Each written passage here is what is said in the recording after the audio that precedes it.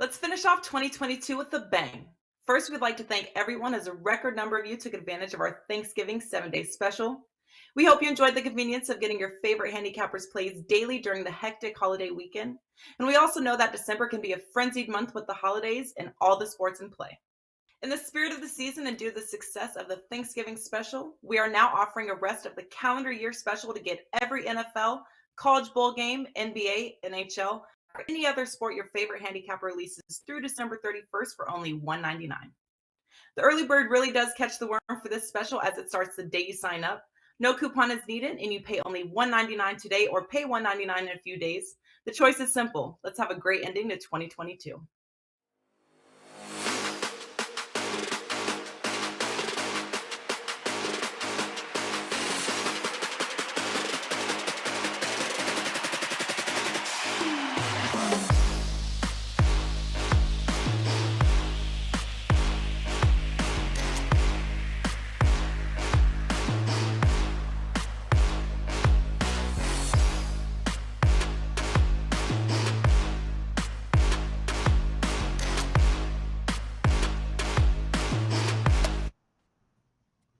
Here we go, everybody. It's college basketball happy hour for Thursday, December the 15th. I am Steve Merril, filling in for Joe Ranieri. And you know what? I see why Joe took the night off because it is a small college basketball card, to say the least. The good news, though, is that we're going to cover every game on the main rotation tonight, all three of them. We might get to some best bets on the extra board. In fact, we will get to some best bets on the extra board as well. And I'm joined by three of the best. Hey, look, if we're going to dig into some 200 and 300 ranked teams, nobody better do it than Bryan Power, Tony Mejia, Tony Finn, Catheter, and all from wagertalk.com. And it's a small card on Thursday, but it's not necessarily a bad profitable card because you know what? The money is just as green, guys, when we cash some of these lesser-known teams in college hoops, and the odds are soft. This is often where the odds makers get nervous. So let's dig in and cap these three games. But before we do so, Bryan Power, welcome back to the show. How things been going at wagertalk.com? Things are good, Steve. I'm just glad to hear that, it's the reason Joe took off, or that at least you think he took off, was because of the card, not because of the panel. I thought for sure that's where you were going there, but happy to be here with you, breaking down these games tonight. With two small hoops cards, both college and NBA, I've just got one play locked and loaded. It is the NFL game, 4%er for Thursday night. Niners Seahawks went 6-2 on Sunday, 3-0. With the best bets, passed on Monday. So was very eager to play this game and really like it. And people know where to find me at wagertalk.com. That is a 4% Thursday best bet. We got some bowl games loaded already as well. Yeah, bowls start tomorrow on Friday. Huge card on Saturday. I think 5-6 games on Saturday. We got two of them tomorrow on Friday, including an 11 a.m. Eastern Bahamas Bowl. So we are honestly less than 24 hours away from the kickoff of the college bowl season. I know Tony Mejia, you won't be getting much sleep the next few weeks. You got World Cup final, college bowls, college and pro basketball on a daily basis, and you're in your bomb shelter right now with the tornado warnings in Central Florida. Tony Mejia, welcome to the show. What you got going on at wagertalk.com? What's going on? We'll have a play on this NFL game and probably a prop. It is a light card, both in the NBA and college. I'll definitely dig up something in college. NBA, man, it's a little touch and go right now. I have one or two leans, but I'm going to wait until probably the 3:30 or 4:30 injury report to shed a little more light on stuff before I pull the trigger on anything there. It was a mixed bag last night.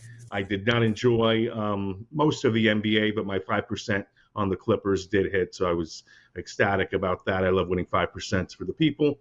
And my only college play was against my alma mater, as UCF went on the road for the first time to Ole Miss, and I faded them because it's a young basketball team. They did win the Bahamas championship, but against one of the teams we'll play today, Santa Clara, that we'll chat about.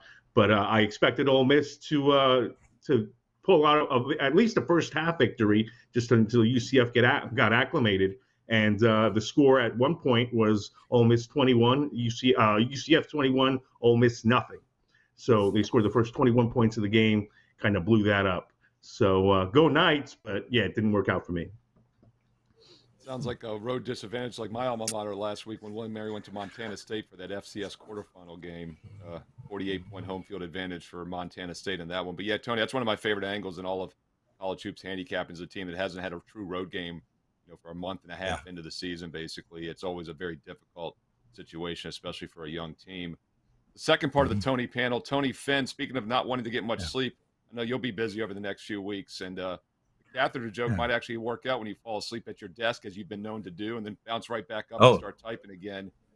Tony Finn, what you got going on WagerTalk.com? To that note, Steve, I've been working on moving my pseudo studio, into a private. Or I'm supposed to have finished it by now. Robert's I haven't. House? Long story short, to Robert's house. No, Tony Mejia's house, because it's nice and wet down there. And they say that the girl. Never mind. But my point was, I've got this new double recliner, leather recliner, right? And it's cursed. It is absolutely. You sit in this recliner, and immediately you fall asleep. Now, I tell people that, and they tell me, "Well, could it be, Tony, because you never sleep?" And I said, "No, it's the sofa. It's cursed." So back to the daily business here. Yesterday's NBA, like Tony Mejia's, mine wasn't great. I did win with the Clippers as well. I think I went 1-3, but it was a rough night. My college, all of it. 1 minute you're covering, the next minute you're you're not covering, you're not winning, and that was a favorite, obviously. Long story short, Dogs lost. I do have one college play tonight, but I've put it in a power parlay. I don't sell power parlays or post them. Sells the improper word. I don't post them much or push them, but I do have a power parlay tonight because of the short card. I really like it. It's a money line parlay. You're not going to retire off of it, Steve, but you can pick up a couple of chips, whether they be AA chips or poker chips or casino chips. You can pick up a couple of those. I look forward to this weekend of football. All my football's up too. Bowls, NFL, yada yada. 5-0 sides and totals NFL last week. Let's continue that. That recliner is magical. It really is. I'm starting to think. Let me tell you something. I'm starting to think it's not Steve Merril got jokes. In the recliner. That is the magic sleep. Steve Merril got jokes. We're back. I like it. We're back. College basketball happy hour. Talk TV. That's good. We're gonna look at 3 games. Hey, look, I didn't put you to sleep. Hopefully, these 3 games don't put you to sleep. But there's money to be made. The Bryan Power. I'm going to start with you. Let's look at UC Irvine, Santa Clara, 7-3, 9-3. 2 pretty good teams, actually. Brian, what you doing with this one at 10 o'clock Eastern tonight? Well, Santa Clara has not been making much money of late, as we know. They've got a few ugly trends to reverse here, gang. They are 0-5 against the number of the last 5 games overall, and furthermore, 0-6 their last 6 games against the spread against tonight's opponent, UC Irvine. Now, that goes back a while. Obviously, the players have changed. They don't play every year. They're also 0-6 straight up against UC Irvine. So the team's going to be motivated to win. While they have not been covering Santa Clara, they have mostly been winning. They've only lost 1 game straight up. Going back to late November, it was a bad loss, though. San Jose State, 75-64. The Broncos were an 8.5-point favorite in that one. But they bounced back from that last time out, beat Portland State by 3, but as we know, did not cover the number. They were 9.5-point favorites. Tonight, though, we've got a number, and you got to wonder, has the market kind of bottomed out? Is this the spot to jump in on Santa Clara? Because we don't have to worry necessarily about them winning and not covering. It's a much shorter number here. And UC Irvine had dropped 2 in a row before winning at South Dakota on Saturday. And I know it's a shorter turnaround between games for Santa Clara, but I think they're probably going to get the job done here. And the key for me in handicapping this game, I don't think UC Irvine continue to shoot as well as they have from three-point land. 41%? That's not going to continue over the long term. And on the flip side, I don't think they're going to benefit from their opponents shooting 28.8% from 3. That explains a lot, and I think it doesn't continue. So I say lay the short number here. That's not on my card, but if you are so inclined to play this game, I would lay the short number with the team from the West Coast Conference, Santa Clara. Yeah, Tony Mejia, Brian mentions how Santa Clara is not covering the spreads. 5 straight non-covers, but they've won 4 of those 5 straight up. And they've been at least a 6-point favorite or more in all 5. So it does look like a situation tonight. If you pick the winner of this game, you probably get the point spread winner as well, Mejia. Possibly, yeah. I mean, I'm on the UC Irvine side, but again, it's a game that won't make my card either. But just the fact that they do shoot so well from the field, top 15 in the country, over 40%, and Santa Clara struggles to shoot it often, and so the fact that also UC Irvine has Bent Lucian, the 7-foot German, to get things done inside, I think is going to be a factor because one thing Santa Clara can do is defend. They've got Parker Brown, the kid from Christian Brown's now with the Nuggets, but won a national championship with Kansas. His brother, and Jalen Bediako protecting the rim. The Illinois transfer Brandon Pachensky is a 20-point scorer, but again they've struggled to score, and I think that's part of the reason why they've struggled to cover. So you see Irvine plus the 2.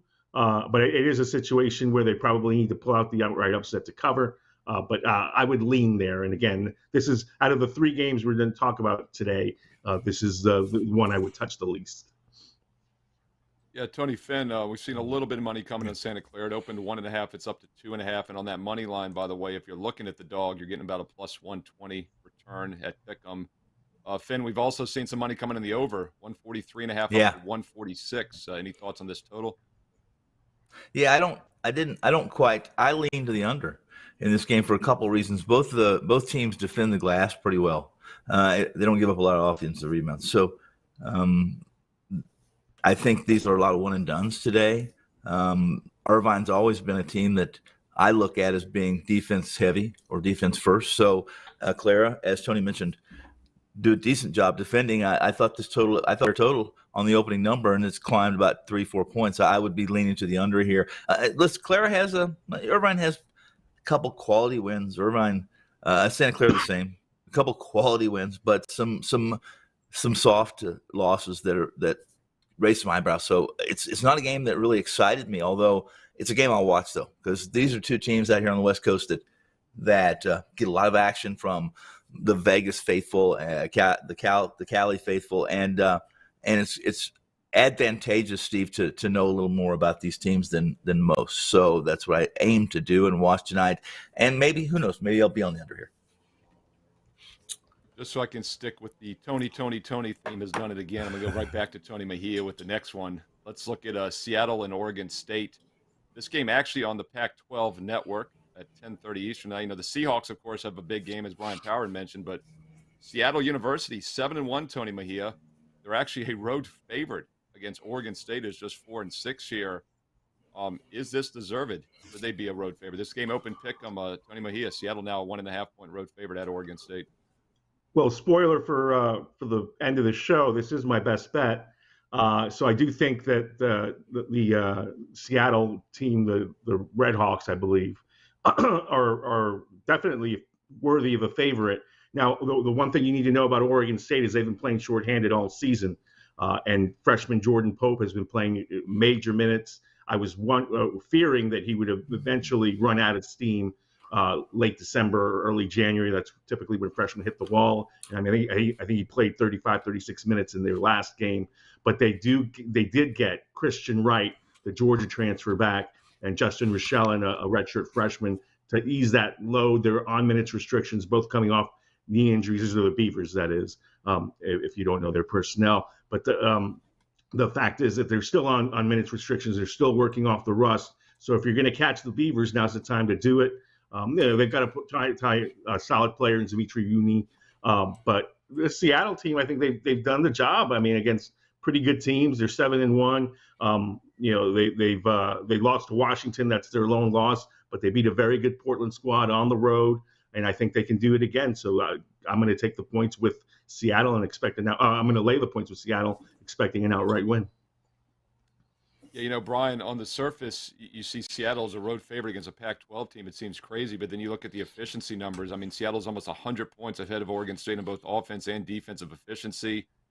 Brian, the one thing that jumps out to me, though, is Oregon State plays very slow, and Seattle does like more up-tempo. Do you think that could be the difference in this game? Yeah, it always is. And, of course, we don't know until the game starts who establishes pace, right? So that's the tricky spot, guessing. Oregon State, you mentioned a Pac-12 team being an underdog here to a program like Seattle. My goodness, Oregon State, this program was in the Elite Eight 2 years ago. And how far they have fallen. They lost their last 18 games last year. And then they start 3-0, okay, but now they've lost 6 of 7. So real problems up in Corvallis there. But when you look at the losing streak this year, look at who they've played. Duke, Florida, Washington, USC, Texas A&M.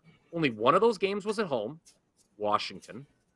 And that was the Beavers' lone win during that stretch. Whereas Seattle, they haven't really played anyone that nearly as tough a schedule. They are 7-1 in the year. That partly explains it. Interesting, too, in handicapping this. Seattle, this is the first time playing back-to-back road games. We talked about earlier at the top of the show, different handicapping strategies when teams are playing on the road for the first time. Well, this is first time playing back-to-back road games. They win in North Dakota, but it was an overtime game where they were down 17 at the half. So Seattle probably lucky to escape there with the win. Common opponents, Portland State. Seattle beat them. Oregon State lost to Portland State twice. Washington, already mentioned Oregon State beat them. That's Seattle's only loss.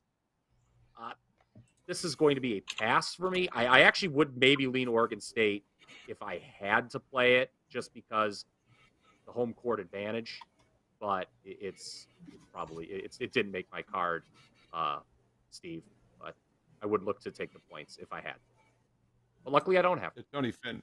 Yeah, I mean, Tony, it's an interesting spot here. I mean, has Oregon State fallen as much as Bryan was establishing all the losses last year? Do they deserve to be a home dog now to a Seattle team that's a pretty good team overall? Well, I'll say this. It's a surprise, the losses. And I shouldn't say this is a surprise. Tinkle, I really like Wayne Tinkle. Tinkle is a guy that you trust, right? He's a guy over the years you trusted to put a quality product on the floor, guys who play hard, give 100%, and play for 40 minutes, yada, yada, yada, right? Had a son who recently played with him, was a good player.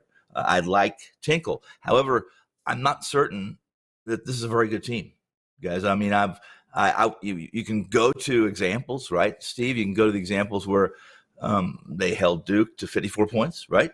They took USC to the brink, right? 40 minutes. And they aren't chopped liver.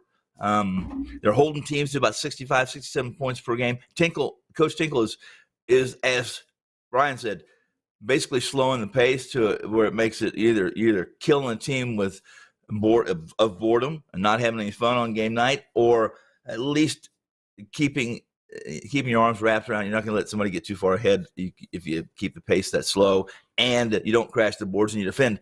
I'm not in this game. If I was, I'd be on Seattle, probably watching, because I want to see more Tinkle and see more of a team that has, as Bryan mentioned, played some of the better programs, and so you have to give them some a couple butt slaps for that and see what goes forward. But I don't think they're a very good team from what I've seen.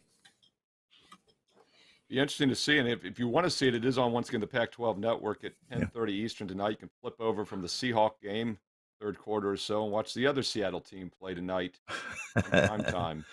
Let's look at one more game here before we get to some best bets for the show. We're going to go a little bit earlier in the card, a 7 o'clock Eastern game. Chattanooga, 7-3 Chattanooga at 7-3 Middle Tennessee State. And Bryan Power, I'll start with you on this one.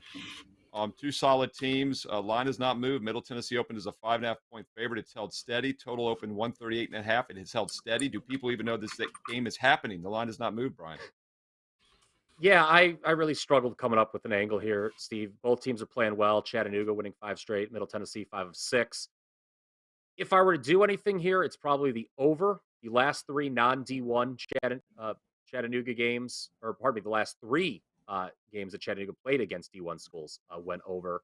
Same true for the last 4 Middle Tennessee games.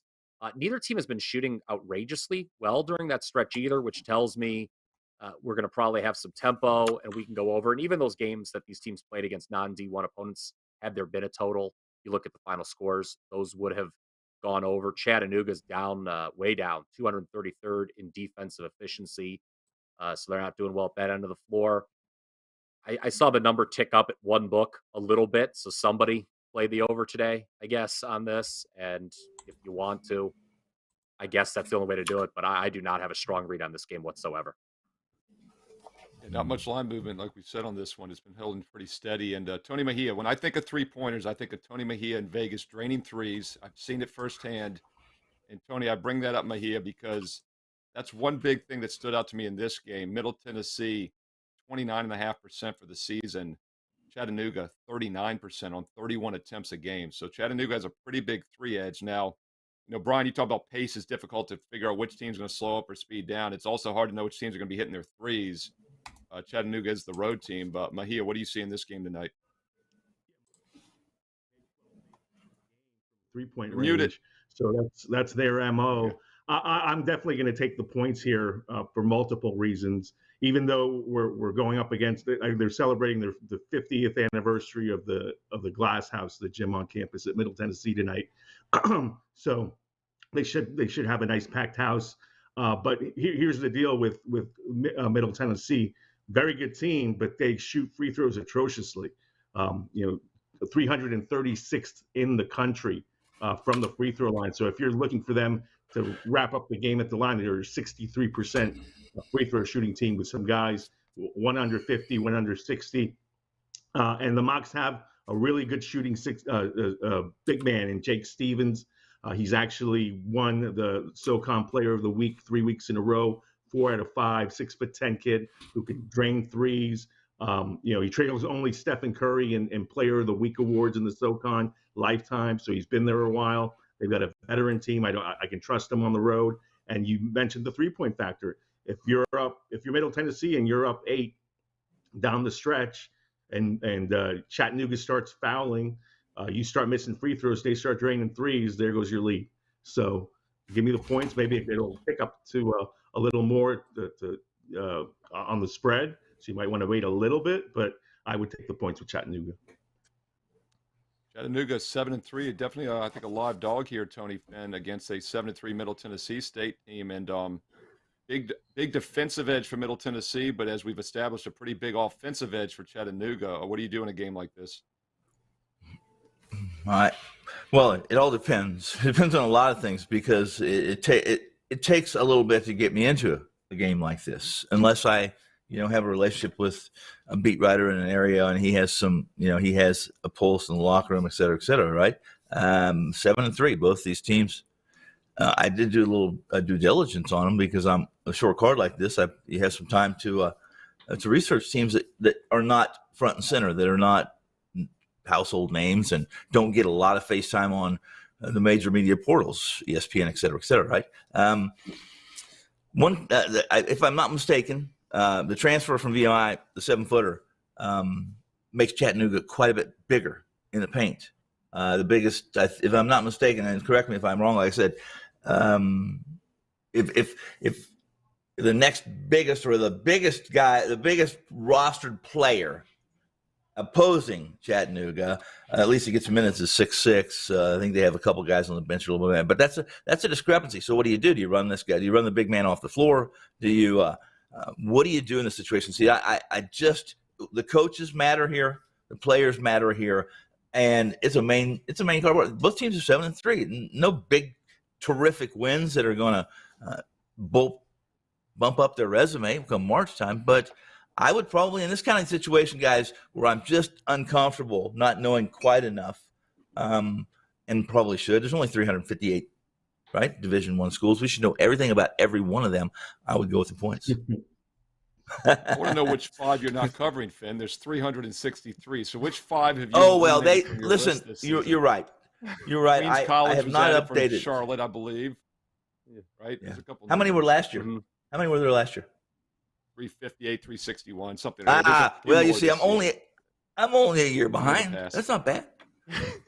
Living in the past, Tony. Still I'll only tell you December. exactly how many right now, because you've got me wondering. 363 this year.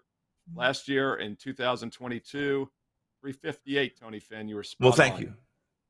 I will not make that mistake. It is. Let me see. I can remember 263. That's an easy number to remember. 360. I'll be 263 years old next year. There you go. Or At close. 100. Yeah. We're good. All right, let's get to some best bets for the show. We covered the 3 main rotation games, all 3 games in the main rotation. But Bryan Power, I have a feeling you're going to dig a little deeper and find a bonus game for us on maybe the extra card today on Thursday. That would be correct, Steve. Only ranked team in action is Wisconsin, and they are coming off a crazy 7-game stretch where they faced Dayton, Kansas, USC, Wake Forest, Marquette, Maryland, and Iowa. All of those games were decided by 5 points or less. Tip your cap to the Badgers. They were 5-2 straight up, 6-1 against the number across those 7 games. 3 of them, though, went to overtime, including Sunday's win at undermanned Iowa. They had no Murray, remember. And that was after ending Maryland's unbeaten start to the season. It was after beating Marquette in overtime. So do we really think the Badgers are getting up for Lehigh? I don't think so. I'm willing to take that chance here. Lehigh has been off for 12 days after they were blown out by Maryland, Baltimore County, UMBC, of course, always a place in our hearts after being the first 16 seed to win an NCAA tournament game. So I think the Mountain Hawks can show some pride in this spot, and I think they cover the large number. Wisconsin has failed to cover 7 of the last 10 times they've laid 12.5 or more in Madison. They've got a break coming up, like I mentioned. I would not feel confident thinking Wisconsin's going to win here by 24 points. So give me the underdog, Lehigh.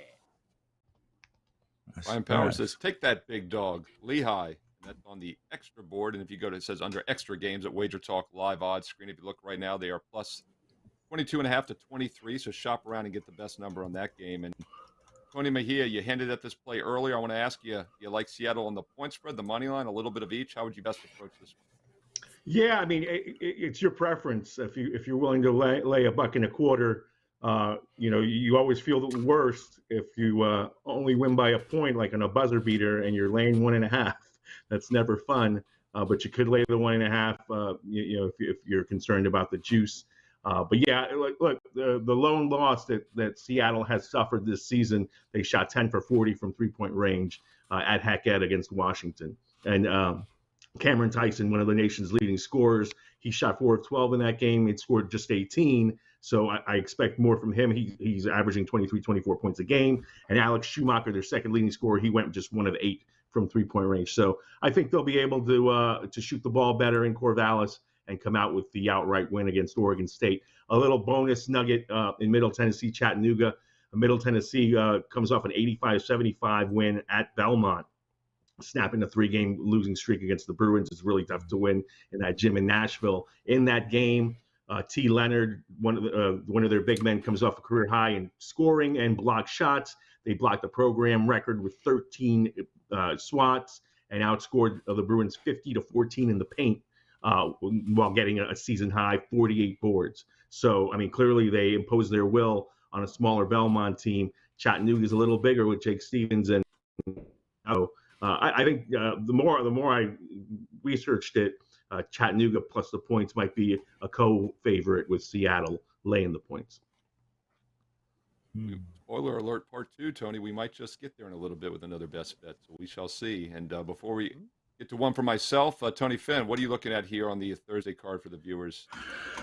I was just putting it up for you guys so you know what it was, but I'm a little late with that. But let's have a little fun tonight. Let's play a little 3-leg parlay in basketball. We're gonna mix college and the NBA. We're gonna start with a game off the board, or not on the. It's on the extra board, guys. It'll be Wagner and Stony Brook. I like the under in this game for lots of reasons, and I only have a minute.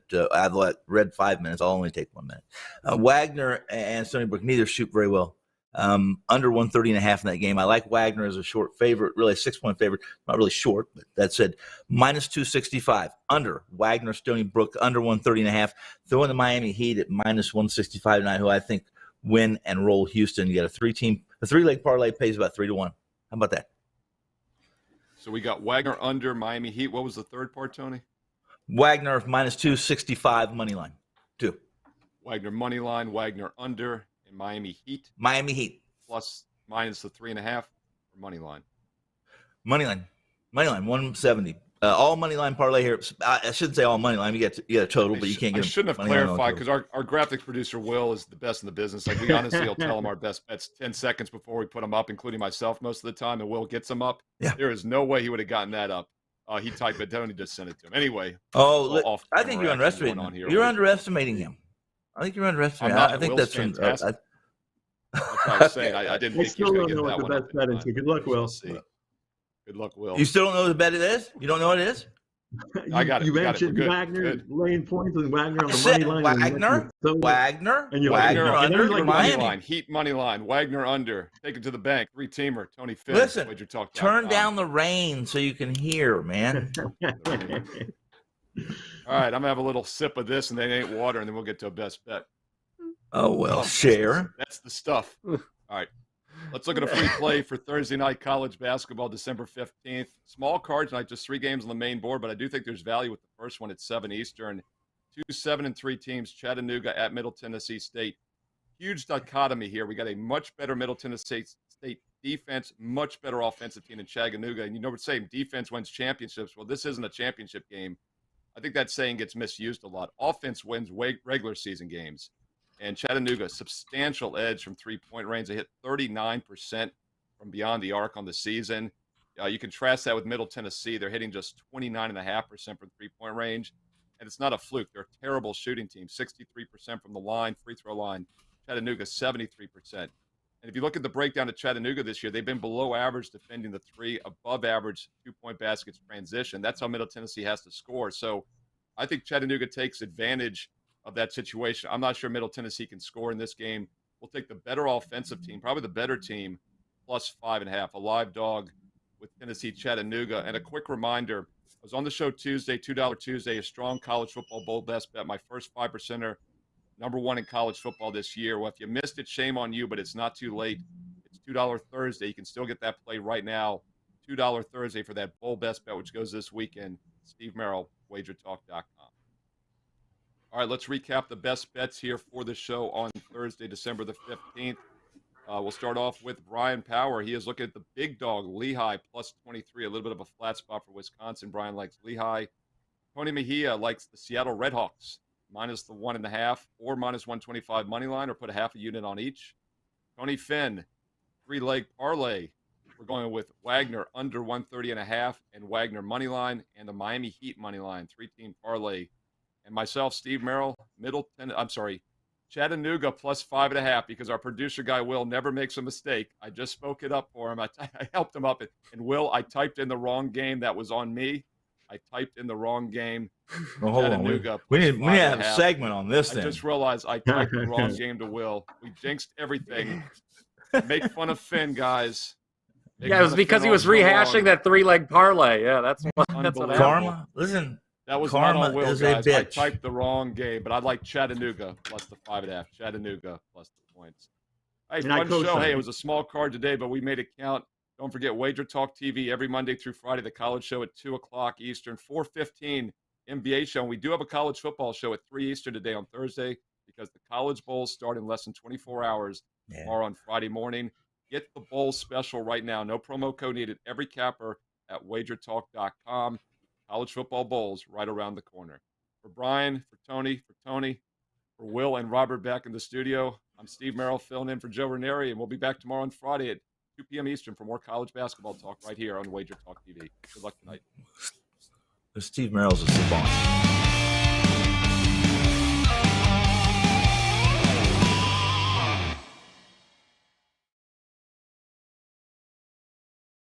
Let's finish off 2022 with a bang. First, we'd like to thank everyone, as a record number of you took advantage of our Thanksgiving 7-day special.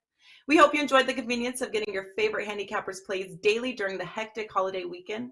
And we also know that December can be a frenzied month with the holidays and all the sports in play. In the spirit of the season and due to the success of the Thanksgiving special, we are now offering a rest of the calendar year special to get every NFL, college bowl game, NBA, NHL, or any other sport your favorite handicapper releases through December 31st for only $1.99. The early bird really does catch the worm for this special, as it starts the day you sign up. No coupon is needed, and you pay only $1.99 today or pay $1.99 in a few days. The choice is simple. Let's have a great ending to 2022.